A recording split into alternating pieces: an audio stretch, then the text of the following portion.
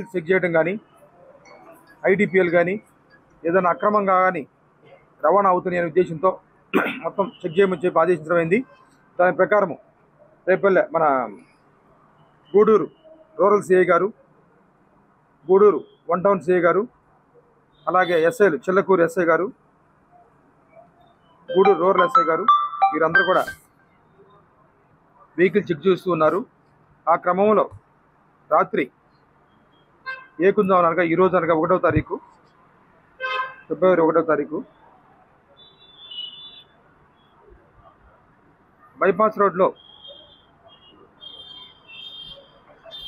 ముగ్గురు వ్యక్తుల దగ్గర 3,67,40,180 రూపాయలు, అలాగే 3 గ్రూపులుగా మా సిఏ గారు పట్టుకోవడం జరిగింది, మా ఎస్ఐలు పట్టుకోవడం జరిగింది. మొత్తం కలిపి టోటల్గా 5,12,91,000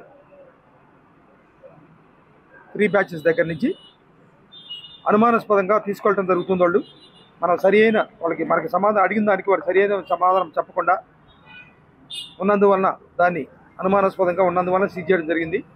దీంట్లో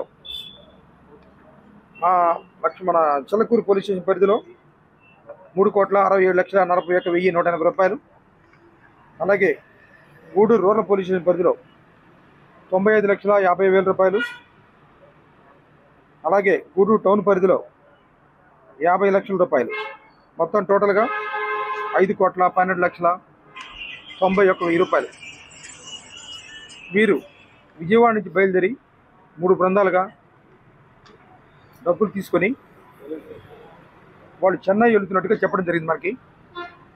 దాని పాయింట్ ఆఫ్ వ్యూలో మన వాళ్ళ దగ్గర నుంచి ఎలాంటి రిసిప్ట్స్ కానీ, ఎలాంటి డాక్యుమెంట్స్ కానీ, మాకు ఏదైనా డిజిటల్ ఎవిడెన్స్ కానీ ప్రొడ్యూస్ చేయమని అడిగితే ఎలాంటి ఎవిడెన్స్ ప్రొడ్యూస్ చేయనందువలన మేము ఈ ఎలక్షన్ పాయింట్ ఆఫ్ వ్యూలో మేము చెక్ చేయడం జరుగుతుంది బాగా అని తెలిసేవారు. వాళ్ళు ఒక వెహికల్ నుంచి వెహికల్ ఒక షిఫ్ట్ చేసుకుంటూ వారు కూడా జాగ్రత్త పడుతూ పోలీసు వారికి కూడా చిక్కకూడదు, లేకపోతే ఎనీ అదర్ ఏజెన్సీలు కూడా చిక్కకూడదనే ఉద్దేశంతో వాళ్ళు వెళ్ళడం జరుగుతుంది. వారిని ఈరోజు క్యాచ్ చేసి మేమంతా మనీ సీజ్ చేయడం జరిగింది. దీన్ని అంతా కలిసి మా ఆఫీసర్ల ఇన్స్ట్రక్షన్ ప్రకారం ఇన్కమ్ ట్యాక్స్ డిపార్ట్మెంట్కి వాళ్ళ ముందు ప్రొడ్యూస్ చేసి తదుపరి యాక్షన్ తీసుకోవడం జరుగుతుందని చెప్పి మీ ద్వారా తెలియజేయడం జరుగుతుంది.